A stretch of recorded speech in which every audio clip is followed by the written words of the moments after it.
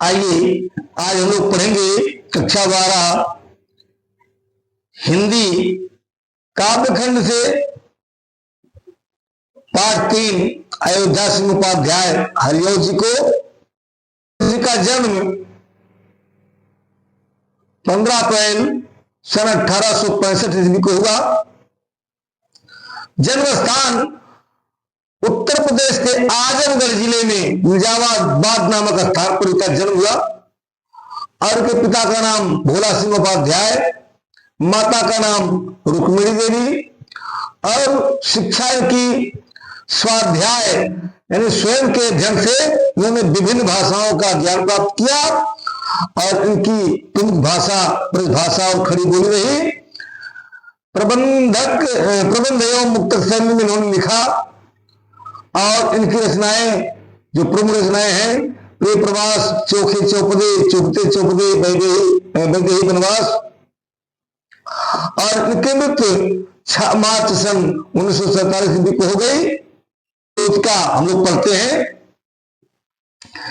बेटी किन्नायक दिवस गेह में थी अकेले, आके आसो दृग युगल में थे दरा को भिगोते, आई धीरे इस सदन में सब पुष्प सदे गंध कोले, प्रतः वाले सुपवन इसी काल वातायनों से। बेटी खिन्ना एक दिवस वे गेह में थी अकेली। बेटी खिन्ना उदास होकर के बैठी थी एक दिवस, एक दिन वे गेह में थी अकेली। गेह माने घर, वे घर में अकेली बैठी हुई थी। राधिका जी एक दिन अपने घर में उदास होकर के, दुखी होकर के अकेली बैठी हुई थी और आके आंसू दृग युगल में थे धरा को भिगोते। उनके आंखों में उनके दोनों दृग युगल दोनों नेत्रों से आंसू आ रहे थे। इतने आंसू आ रहे थे कि धरा को भिगोते वे आंसू पृथ्वी को भिगो रहे थे। आई धीरे इस सदन में पुष्प सदगंध कोले। और जब राधिका जी दुखी है उसी समय कह रहे हैं धीरे से आई। कौन आई? सुंदर सुगंध, फूल पुष्पों के सुंदर सुगंध को लेकर के इस घर में प्रवेश की। कौन? प्रातः वाले सुकून, प्रातः वाले सुबह वाले शीतल मंद सुगंधित हवा ठीक इसी काल उसी समय वातायनों के माध्यम से, झरोखों के माध्यम से इस घर में प्रवेश की। यानी राधिका जी अकेली घर में दुखी मन से बैठी थी, आंसू गिर रहे थे, उनके दोनों नेत्रों से झरझर आंसू गिरे थे। इतना आंसू कि उस आंसू से पृथ्वी भीग रही थी, यानी उनके आंसू पृथ्वी को भिगो रहे थे। और जब वे दुखी मन से बैठी है ठीक उसी समय प्रातः की शीतल मंद सुगंधित हवा अब सुंदर पुष्पों के सुगंध के साथ झरोखों के माध्यम से प्रवेश की। क्रांता छंद में ये रचना है और विरह की बात इसमें है, यानी वियोग श्रृंगार रस का प्रयोग किया गया है। प्रस्तुत पद में मंदा क्रांता छंद है और वियोग श्रृंगार रस से परिपूर्ण ये कविता है। तापों को विपुल बढ़ता देख के दुखता हो, धीरे बोले सदुख उससे श्रीमती राधिकायो, प्यारी प्रातः पवन इतना क्यों मुझे है सताती, क्या तू भी है कलुषित हुए काल की क्रूरता से। राधिका जी कहती है पवन से, क्यों? अपने जब पवन आई तो अपने दुख को बढ़ता हुआ देख यानी वो दुखी है। और उस दुख के समय जब हवा ने प्रवेश किया तो राधिका की कष्ट और बढ़ गए। अपने बढ़ते हुए दुखों को, अत्यधिक बढ़ते हुए दुखों को देख करके दुखी होकर के राधिका जी कहती हैं, धीरे बोले सदुख श्रीमती राधिका जी। श्रीमती राधिका जी दुख के साथ धीरे से बोली, यानी अपने दुख को बढ़ते हुए देख करके दुखी होकर के श्रीमती राधिका जी पवन से दुख के साथ धीरे से बोली। क्या बोली कि प्यारी प्रातः पवन इतना क्यों मुझे सताती। अरे पवन, मेरी प्रिय पवन, तो मुझे इतना क्यों सता रही है। क्या तू भी है कलुषित हुई काल की क्रूरता से, समय की निर्दयता से, क्या तू भी पीड़ित है। मेरे प्यारे नौ जलद से कंज से नेत्र वाले जाके आए न मधुबन से और न भेजा संदेशा। मैं रो रो के बिरह से बावली हो रही हूँ। जाके मेरी सब दुख कथा शाम को तू सुना दे। राधिका जी पवन से निवेदन करती है कि पवन तू जा, मेरे प्रिय के पास जा। और मैं क्यों दुखी हूं बता रही है कि मेरे प्यारे नौ जलद से कंज से नेत्र वाले जो मेरे प्रिय हैं वह नौ जलद नए बादल के समान है। मेरे प्रिय नए बादल के समान है और कंज से नेत्र वाले कमल के समान नेत्र वाले हैं, यानी उनके नेत्र कमल जैसे हैं और वे बादल नवीन बादल के समान है। उनका शरीर बादलों के समान है, नेत्र कमल जैसे हैं। जाके आए न मधुबन से और न भेजा संदेशा। वे मधुबन चले गए लेकिन वहां से आए नहीं आए, कोई बात नहीं पवन, लेकिन उन्होंने कोई संदेशा भी नहीं भेजा। इसी कारण मैं रो रो के प्रिय विरह से बावली हो रही हूं।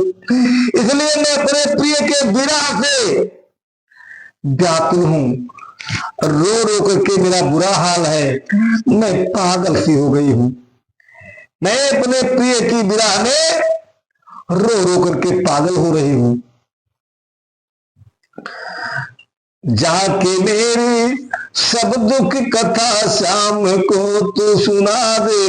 ऐ पवन तू जा, मेरे प्रिय श्याम को मेरे दुख की सारी कथा को सुना देना, बता देना कि मैं उनके विरह में कितना पागल हो रही हूं, कितना रो रही हूं, मेरा रो रो करके कितना बुरा हाल है, ये जाकर के उन्हें बता देना।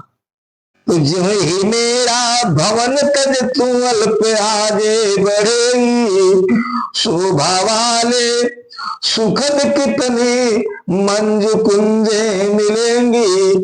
प्यारी छाया गुलशर से मोह लेंगी तुझे, तू भी मेरा दुख लख वहां जान विश्राम लेना। राधिका जी कहती है कि पवन जैसे ही मेरा भवन तज छोड़कर तू थोड़ा सा आगे बढ़ेगी तो शोभा वाली सुखद कितनी मंजू मिलेंगी, तो तुम्हें सुंदरता से युक्त, सुंदरता से भरपूर सुख प्रदान करने वाली सुंदर सुंदर बगीचे मिलेंगी और उन बगीचों में प्यारी छाया मिलेगी और वो मीठी मीठी स्वर से अपनी प्रिय छाया से तुझे मोहित करेंगी, मोह लेंगी। लेकिन है पवन तो भी मेरा दुख लख, मेरे दुखों को देख करके तुम जा रही हो, इसलिए मेरे दुखों को देखते हुए वहां जाकर के विश्राम न लेना, आराम मत करना। क्योंकि मेरे संदेश को, मेरे मनोदशा को, मेरी जो दुख की कहानी है, इस बात को मेरे प्रिय से जाकर बता देना। तुम वहां जाकर विश्राम मत लेना। आगे सरस रोका धाम सत्य पुष्प वाला, अच्छे अच्छे बहु द्रुम लतावान सौंदर्य साले, प्यारा वृंदा विपिन मन को मुग्ध कार्य मिलेगा। आना जाना इस विपिन से मुहे माना न होना। पवन थोड़ा आगे और बढ़ना तो देखना सरस रौका धाम सतपुष्प वाला, तो तुम्हें सुंदर फूलों से युक्त मधुर सुंदर ध्वनि वाला स्थान मिलेगा, जहां सुंदर सुंदर पुष्प होंगे और मधुर ध्वनि होगी, ऐसा स्थान मिलेगा। अच्छे अच्छे बहुद्रुम, अच्छे अच्छे बहुत से वृक्ष मिलेंगे। द्रुम नया शब्द है, द्रुम माने वृक्ष। अच्छे अच्छे वृक्ष, बहुत से वृक्ष मिलेंगे और वो वृक्ष लतावान सौंदर्यशाली, उन वृक्षों में सुंदर सुंदर लताएं होंगी, यानी सुंदर सुंदर लताओं से युक्त बहुत से वृक्ष मिलेंगे और प्यारा वृंदा विपिन मन को मुझकारी मिलेगा। और तुम्हें क्या मिलेगा? प्यारा वृंदा विपिन सुंदर तुलसी वन मिलेगा, और वह तुलसी वन मन को मुग्धकारी, मन को मोहित करने वाला रहेगा। मन को मोहित करने वाला सुंदर तुलसी वन मिलेगा। लेकिन ऐ कौन इस वन से करे हैं आना जाना, इस विपिन से, इस वन से, इस जंगल से आना और जाना, आने जाने में कोई रोक नहीं है। लेकिन निवेदन है पवन, मुझे माना न होना, मोहित मत हो जाना, यानी मोहित होकर के उस वन में विश्राम मत करना। अच्छे अच्छे दो शब्द लगातार आया, आना, अच्छे पुनरुक्त प्रकाश अलंकार।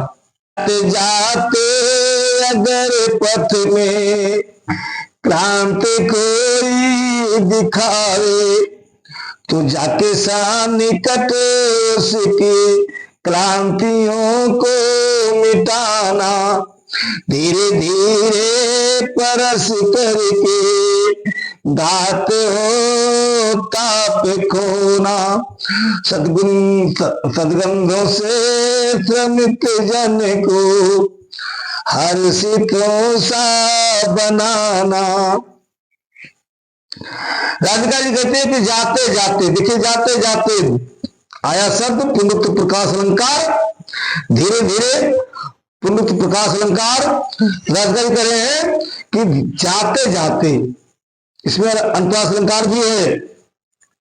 तो जाते जाते अगर पथ में क्रांति कोई दिखावे, तुम्हारे जाते समय अगर रास्ते में कोई थका हुआ व्यक्ति, दुखी व्यक्ति दिखाई दे, तो जाके सन्निकट उसके पास जाना और उसकी क्रांतियों को, उसके दुखों को मिटा देना। धीरे धीरे परस करके गात ताप होना, उसके गात शरीर को स्पर्श करना, अपनी हवा से उसके शरीर को स्पर्श करना और उसके शरीर की जो ताप है, गर्मी है, उसको खो देना, उसको दूर कर देना। और क्या करना? सदगंधों से जन को हर्षितों सा बनाना, अपने सुंदर सुगंधों के माध्यम से उन थके हुए दुखी लोगों को हर्षित सा बना देना, प्रसन्नचित बना देना, यानी उनके दुख को मिटा देना और उनके चेहरे पर मुस्कान ला देना।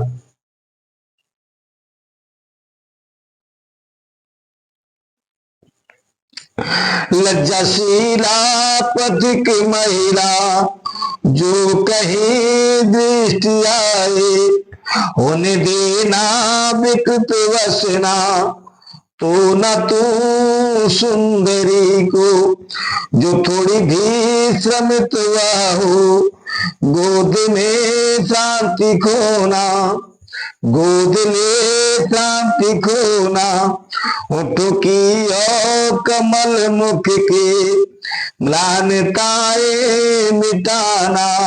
राधिका जी कहती है कि लज्जाशीला पथिक महिला जो कहीं बेचती आए, अगर कोई महिला, लज्जाशील महिला, कोई नववधू महिला रास्ते में दिखाई दे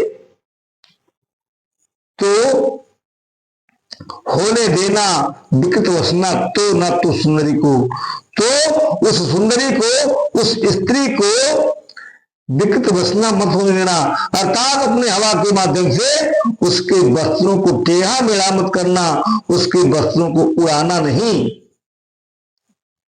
और जो थोड़ी भी श्रमित हुआ हो, अगर वो थोड़ी सी थकी हुई हो तो उसे अपनी गोद में लेकर के और उसके थकान को दूर कर देना, उसकी शांति को खो देना, और होठों की और कमल मुख की म्लानताएं मिटाना।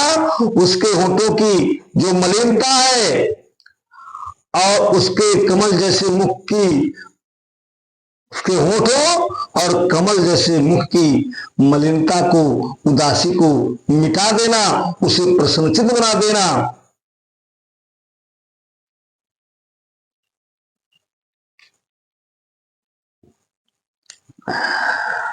कोई क्लांता कृषक ललना खेत में जो दिखावे, धीरे धीरे परस उसके क्रांतियों को मिटाना। जाता कोई जलद यदि हो व्योम में तो उसेरा, छाया द्वारा सुखित करना, तप्त भूतांगना को। कोई क्लांता कृषक ललना खेत में जो दिखावे, राधिका जी बता रही कौन से, कि अगर कोई दुखी किसान की बेटी खेत में दिखाई दे तो धीरे धीरे परस उसकी क्रांतियों को मिटाना, तो अपनी हवा के माध्यम से धीरे धीरे उसे स्पर्श करना और उसकी दुखों को मिटाना।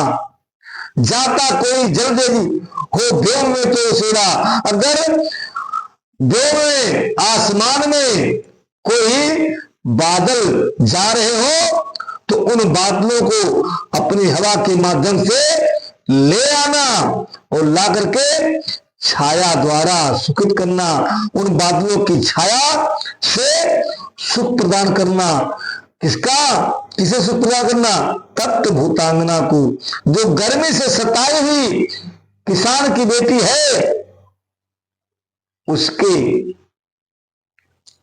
उसे छाया द्वारा सुख प्रदान करना, उसके कष्ट को मिटा देना। धीरे धीरे यहां भी पुनरुक्त प्रकाश अलंकार, अनुप्रास अलंकार,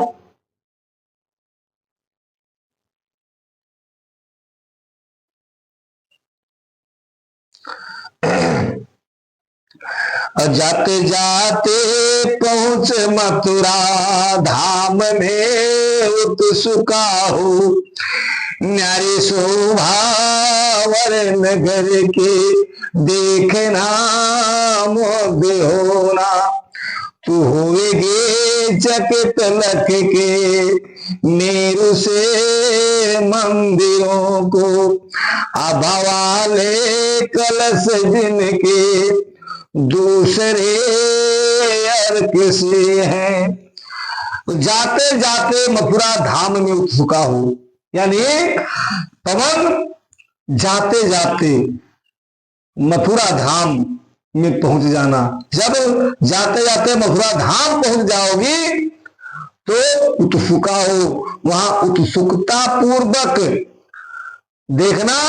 क्या देखना? न्यारी शोभा वर नगर की, उस श्रेष्ठ नगर की अनोखी शोभा को देखना और मुग्ध होना, मोहित हो जाना। यानी उस श्रेष्ठ नगर की सुंदर शोभा को देखोगी तो तुम मोहित हो जाओगी। और उतना ही नहीं, तू होवेगी चकित रख के देव से मंदिरों को, वहां के सुमेर पर्वत जैसे मंदिरों को देख करके तू चकित हो जाएगी। और वे मंदिर के जो आभा वाले कलश हैं, जो चमकीले कलश हैं, वह दूसरे अर्क से हैं, दूसरे सूर्य के समान हैं। यानी उन मंदिरों के कलश दूसरे सूर्य के समान हैं। प्रकाश अलंकार, अनुप्रास अलंकार और उपमा अलंकार प्रस्तुत छंद में है। देखे पूजा समय मथुरा मंदिरों मध्य जाना, नाना वाद्यों मधुर स्वर की मुग्धता को बढ़ाना, हिमालय के रुचिर तरु के शब्दकारी फलों को धीरे धीरे मधुर रव से मुग्ध हो बजाना। करे कि देखे पूजा समय मथुरा मंदिर नो मत जाना, जब पूजा का समय होगा तो मंदिरों के मध्य में जाना। पवन मथुरा में मंदिरों के मध्य तब जाना जब पूजा का समय होगा। तो क्या करना, पूजा के समय वहां नाना वाद्यों, अनेक वाद्य यंत्र होंगे और मधुर धुन मधुर स्वर में बज रहे होंगे। उनके मधुर स्वर की मुग्धता को बढ़ा देना अपने हवा के माध्यम से, उनके उन वाद्यों के मधुर ध्वनि में और मोहब्बत ला देना। किंवा अथवा लेके रुचि तर के शब्दकारी फलों को, अथवा जो सुंदर वृक्ष के शब्द करने वाले फल होंगे, उन फलों को लेकर के धीरे धीरे मधुरों से मुग्ध हो बजाना, मोहित होकर के धीरे धीरे उन शब्दकारी फलों को हाथ में लेकर के और मोहित होकर के मधुर ध्वनि में धीरे धीरे बजाना। पुनरुक्त प्रकाश अलंकार यहां भी है, अनुप्रास अलंकार है। देखेगी जलद तन को जावही तदगता हो, होंगे लोने नयन उनके ज्योत किरणकारे, मुद्रा होगी वरवदन की मूर्ति सी सौम्यता की, सीधे साधे वचन उनके सीख होंगे सुधा से। तू देखेगी जलदतन को, यानी जो मेरे प्रिय हैं वे जो है जलदतन यानी बादलों के शरीर जैसे हैं। और जब बादलों के शरीर जैसा तुम्हें दिखाई दे तो वहां जाकर के ना तो होंगे लोने नैन उनके, उनके जो नेत्र होंगे बहुत लोने होंगे, बहुत सुंदर होंगे। उनके नेत्र बहुत सुंदर होंगे और सुंदर ही नहीं होंगे, ज्योति उत्कीर्णकारी, उनके सुंदर नेत्रों से प्रकाश बिखर रहे होंगे। और मुद्रा होगी वरवदन की, उनके श्रेष्ठ मुख की जो मुद्रा होगी, जो भाव होंगे, बिल्कुल मूर्त सी सौम्यता की, मूर्ति के समान ही विनम्रता दयालुता दिखाई पड़ेगी। यानी सादे वचन, उनके जो वचन होंगे बहुत सीधे साधे होंगे, बहुत सरल शब्दों में बोलेंगे और सिक्त होंगे सुधा से, वे अमृत से सिक्त होंगे। यानी उनकी वाणी में बहुत मिठास होगी।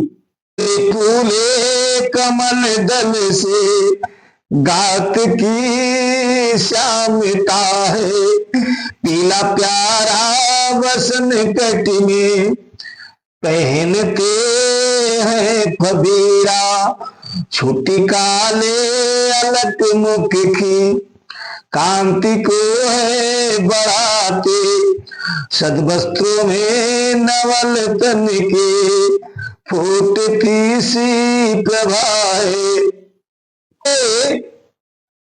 फूले कमल दल से घात की श्यामता है। मेरे जो प्रिय है उनके शरीर की जो श्यामता है वो नीले फूले हुए कमल दल के समान है।